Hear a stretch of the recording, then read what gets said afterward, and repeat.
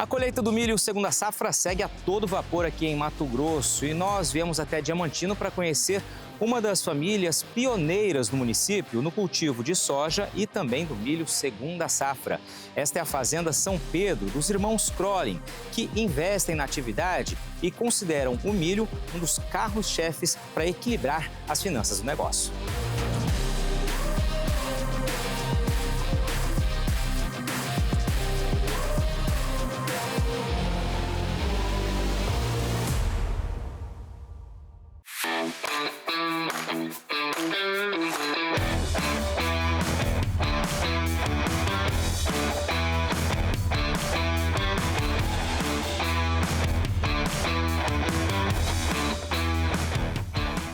Oi, no programa de hoje, nesse especial do Projeto Mais Milho, a gente vai conhecer um pouco mais da história da família Crolin aqui em Mato Grosso, em especial aqui em Diamantino, município que já foi, de longe, o maior do estado, que hoje tem muitas histórias, guarda muitas histórias ligadas ao desenvolvimento, inclusive, da agricultura aqui em Mato Grosso. Uma delas é a da família Crolin. O Altemar Crolin é um dos 7 irmãos de uma família que tem o agro na veia desde o início da história, né, Crolin? Sim, meu avô era do agro, meu pai do agro e a gente carrega isso no sangue, então a gente não sabe fazer nada sem ser o agro. Você me contava aqui, vamos dividir isso com o nosso público do Canal Rural, que a história de vocês, da família, começa no Espírito Santo, passa pelo Paraná e há a decisão de vir para Mato Grosso. Conta isso pra gente. Meu avô, durante a Segunda Guerra, naquele período, ele deixou o Espírito Santo, uma família com várias crianças, e veio para o norte do Paraná, em Sertanópolis. E ficaram ali por vários anos no cultivo do café. E daí nos anos 50 teve várias geadas. E essas geadas exterminaram o café. E ele falou, eu tenho que ir embora, tenho que ir para um lugar quente onde não dá geada. Foi quando estava se colonizando já o Mato Grosso. E aí ele ficou sabendo lá em Londrina, através dos jornais, né, e a colonizadora. E aí chegaram até aqui Diamantino, gostaram da região e vieram para cá. Isso nas décadas? A primeira propriedade ele comprou em 1954, mas a família só veio em 58 para cá. Desse período, Crolin, na história de vocês, tem ainda um momento em que há um retorno para o Paraná e depois o retorno definitivo para cá, né? Que se dá também por meio de pequenas frustrações que a atividade vai nos colocando como desafios, né? Isso. Na década de 50, aqui eles chegaram, era muito difícil o acesso, recurso, aí as crianças tinham que estudar e não tinha meio aqui, né? Aqui era um interiorzão mesmo. E aí, devido às dificuldades, no ano de 1962, a família resolveu voltar ao Paraná, lá no oeste, em Corbélia, pertinho de Cascavel. E aí passaram lá muitos anos, aí aprenderam o cultivo mecanizado, com soja, milho, né? Então, quando começou aí a mecanização aqui na região do Mato Grosso, nos anos 70, aqui em Diamantino, a família começou a retornar aos poucos para cá, porque daí já tinha recurso. Já tinha empresas, já tinha uma estrutura, Diamantino já tinha uma estrutura. Você passava Cuiabá, a única cidade que tinha uma estrutura para a agricultura era Diamantino. Qual era a tua idade nessa época? E eu tinha 8 anos quando eu cheguei aqui, em 1978. E aí começou o cultivo das áreas de arroz, inicialmente. Isso. E aí, naturalmente, a migração para a soja. Isso. O arroz teve um ciclo, né? Aí no ano de 81, por exemplo, o arroz passou o ciclo, né? E aí a gente teve uma pecuáriazinha, e aí depois foi entrando em 82, 83, aos poucos no soja. E aí não deixou mais de plantar soja. Você lembra da primeira safra de soja aqui, como foi? Lembro bem a primeira safra de soja. Foi toda ensacada, secada no secadorzinho, ensacada porque não tinha silo, não tinha não tinha estrutura nenhuma para soja, né? Então vendia o soja lá no estado de São Paulo, aí os caminhões vinham, cortava o barbante do saco, e aí despejava o saco no caminhão para levar a granel. As lembranças vão ficando aí. Vão ficando. É uma outra realidade. Totalmente diferente, né? Agora é bacana porque essa realidade, quando a gente lembra, né? Você, evidentemente, lembra dessa realidade, imagino que passa na sua cabeça todo esse período de transição, de transformação e de trabalho ativo que proporcionou essa transformação não apenas da propriedade de vocês, da história de vocês, mas de toda a região, né? Assim como as demais regiões que compõem Mato Grosso.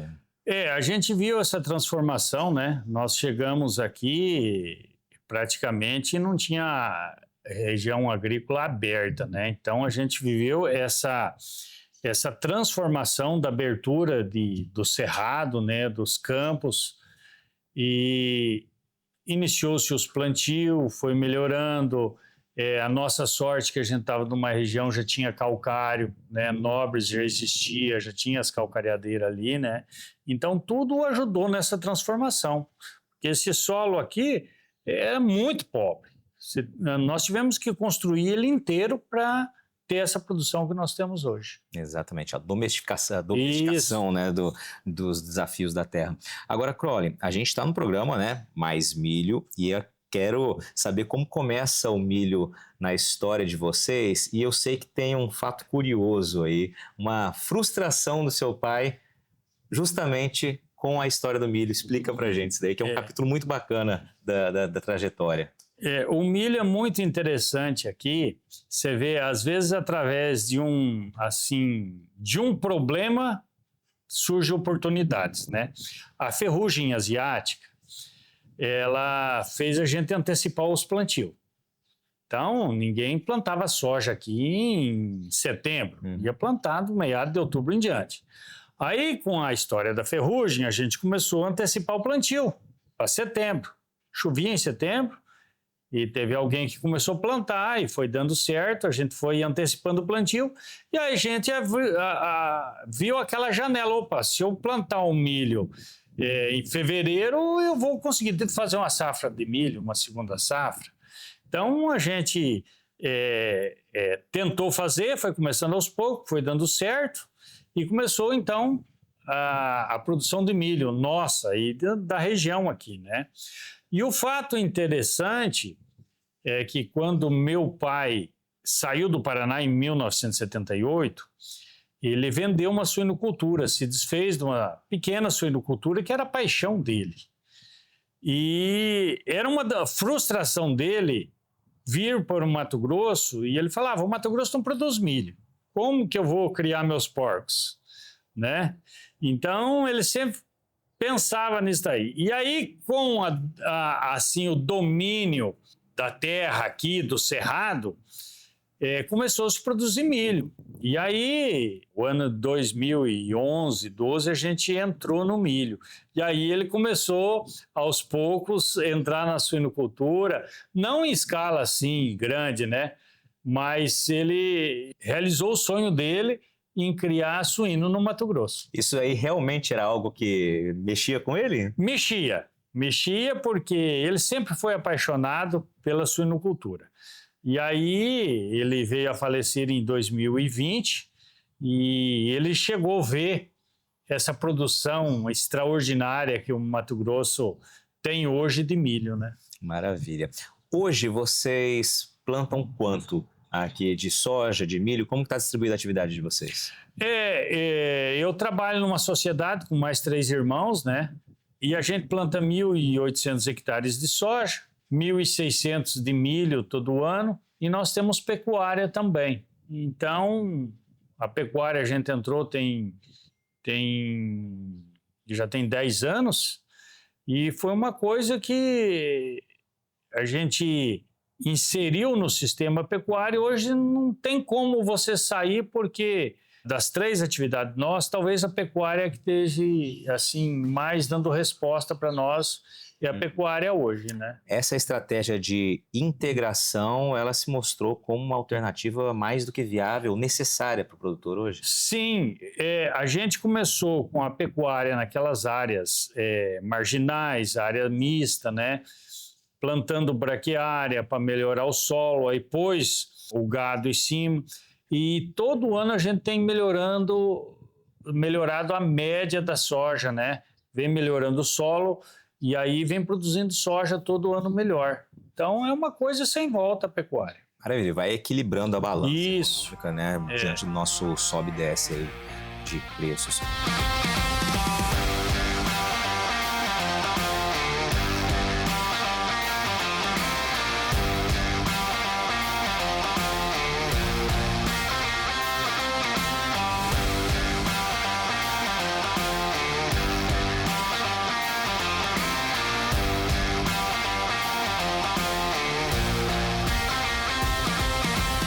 Crolling, vamos falar um pouquinho então da lavoura desse ano, né? 1.600 hectares, que é o que vocês cultivam na segunda safra.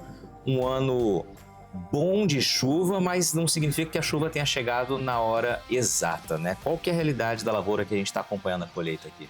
Esse ano a expectativa era assim boa, porque o ano passado foi um ano muito bom de produção de milho. A gente esperava repetir a produção do ano passado. Mas foi um ano assim um pouquinho diferente. O clima choveu a quantia que tinha que chover, mas assim mais dividido, né? Por exemplo, nós tivemos um início do cultivo do milho com muita chuva. Então a gente andou perdendo aplicações e o nitrogenado é muito volátil. Então você faz uma aplicação, te dá uma chuva de 80 a 100 milímetros, você perde boa parte da aplicação, né? E aí, o final do plantio do milho, é a hora que precisava de chuva para ele pós-florescimento, para encher o grão, faltou umas 2 chuvas, né? Então, o início e o final do cultivo do milho, nós tivemos problema, né? Então, vai ser um ano assim que vai produzir bem abaixo do que a gente estimava, mas são anos totalmente diferentes um do outro. Cada ano a sua história, né? O que vocês já colheram de produtividade máxima aqui de milho? A gente trabalha aí com a média tecnologia, a gente não faz aquele alto investimento. O ano passado nós tivemos produtividade de 154, 156 sacas por hectare, né? Esse ano o máximo que eu consegui até agora, não acabei, tem uns talhões para ser colhido, tem milho aparentemente muito bom, mas o máximo que eu consegui colher até agora é 132 sacas. Mas eu tenho bons talhões ainda para ser retirado do campo. Essa decisão de dosar a tecnologia, ela evidentemente está atrelada à gestão de vocês do negócio, né? Como vocês tomam a decisão de fato de cada safra? O que vocês levam em consideração? O que vocês priorizam? Sempre a gente faz um planejamento em cima do clima. É claro que você não consegue acertar tudo, né? Mas a gente começa, primeira coisa, o clima, materiais, adubação, a gente faz um planejamento antecipado. É claro que planejamento nunca você consegue executar e fazer ele dar certo em 100%. Mas a gente sempre faz um planejamento aí para tentar errar menos, né? Porque a gente sabe que chuva em excesso é problema e falta de chuva é problema. E todo ano tem as suas diferenças no clima, né? E esse ano não foi diferente. O ano passado, por exemplo, parece que a chuva assim, foi muito bem distribuída. Não teve chuvas grandes. Tava chuva de 30, 40 milímetros constantemente. Esse ano não. Esse ano deu chuvas maiores, chuva de 80, de 100 milímetros. Então, você acaba perdendo parte da adubação. Daqui a pouquinho eu quero ver contigo, te ouvir, sobre a importância do milho para vocês. Mas antes, né, eu queria fazer a menção à tua camisa aqui, né? A gente falou de gestão e você está com uma camisa aqui da 4K agro, né?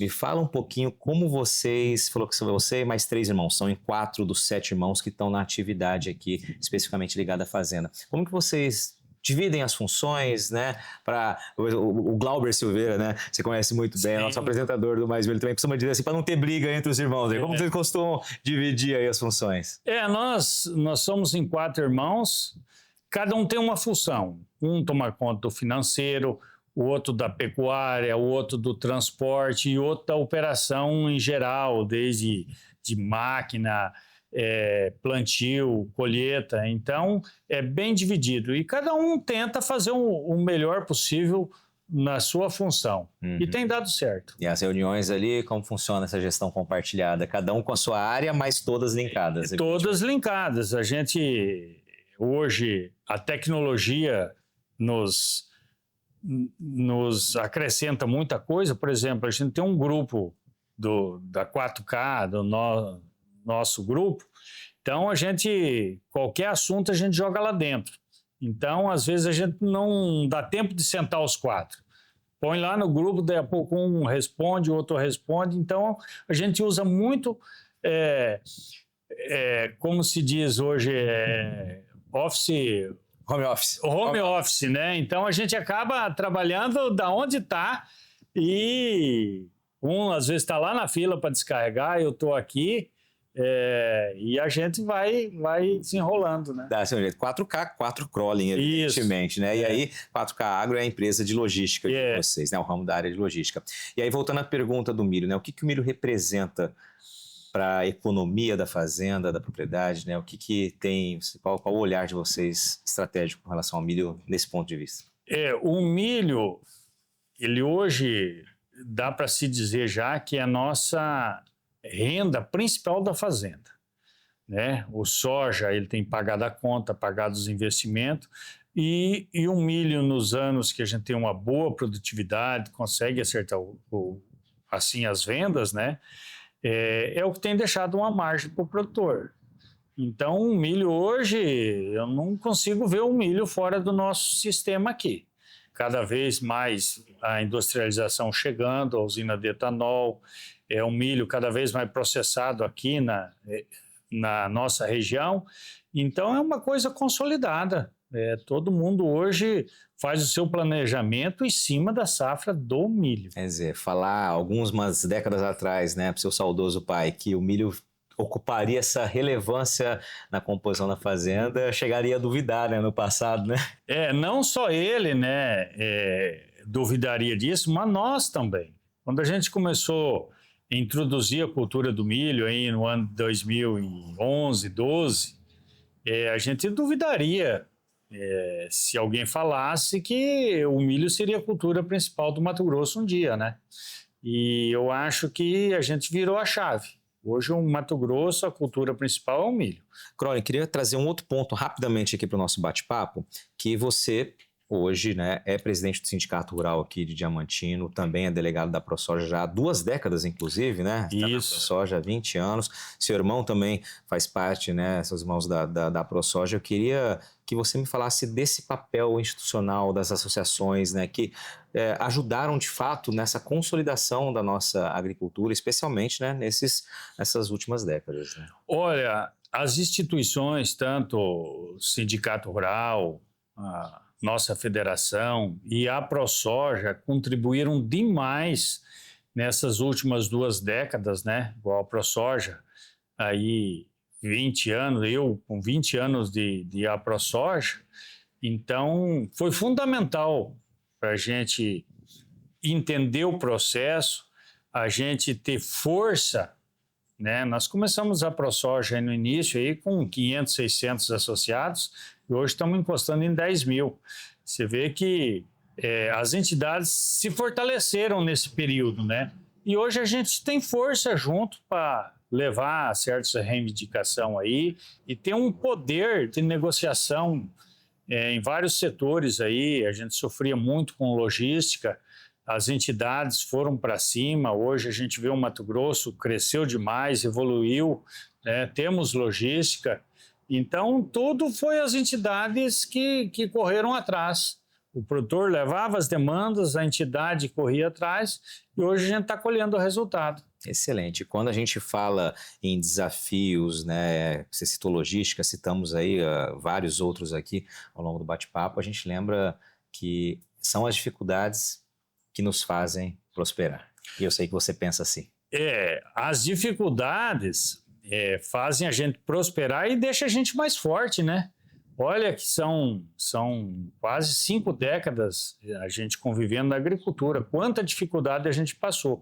Então, isso nos torna mais fortes, né? Então, quem chega hoje aqui não sabe o que era isso daqui há 30, 40 anos atrás. Exatamente, né? Faz com que a gente forme aquelas cascas, né? Aquela casca fique mais forte e consiga bater o peito mais adiante também. Bater o peito mais adiante, cria força e o amor que a gente tem por esse Mato Grosso, esse estado, a gente que veio de fora, né? Os filhos da gente já nasceram aqui. Mas a gente que veio de fora, a gente agradece imensamente a Mato Grosso, a Diamantino, e a gente cada vez ama mais esse lugar aqui. Maravilha. Crowley, quero te agradecer por nos receber aqui. Aliás, estamos aqui gravando à sombra esse bate-papo aqui numa área que é especial aqui para a Fazenda também, que é uma área de festa, das comemorações. E esse bate-papo aqui, claro, você acompanhou também, você que nos acompanhou as imagens da lavoura, da colheita. Não deixamos de ir para o sol não, mas o bate-papo foi aqui tranquilamente, sendo muito bem recebidos mais uma vez pelo Crowley. Obrigado mais uma vez, parabéns pela história, sucesso para você nessa e nas próximas safras aí. Obrigado, e o Canal Rural faz parte já da família, né?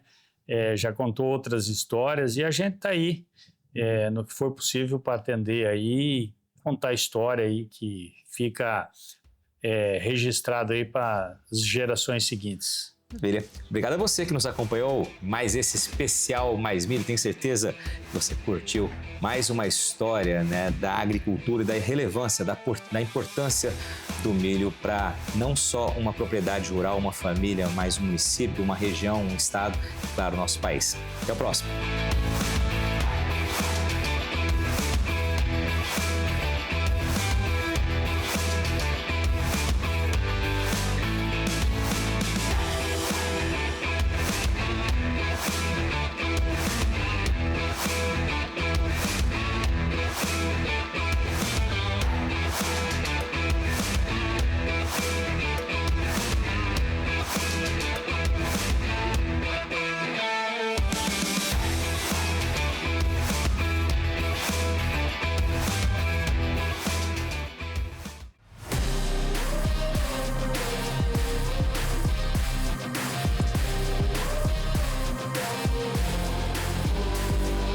Mais Milho 10 anos. A informação que move o campo. Realização: Canal Rural, Abra Milho e AproSoja Mato Grosso.